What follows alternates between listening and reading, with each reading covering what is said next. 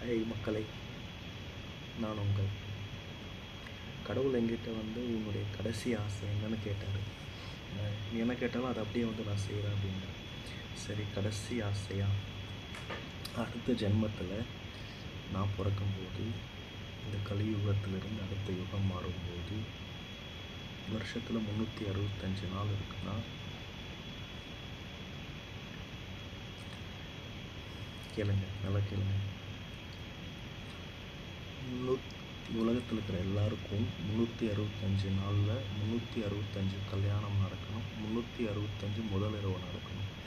அப்போ இந்த ஜென்மத்தில் ஒரு பொண்டாட்டியோட ஒரு புருஷன் வாழ்ந்த அனுபவம் 365 நாள், ஒரு வருஷத்தில் 365 புருஷனோட வாழ்ந்த அனுபவம் கிடைக்கணும் அப்படின்னு ஒரு வரம் கேட்டேன். கடவுளை ஓகே சொல்லிட்டேன்.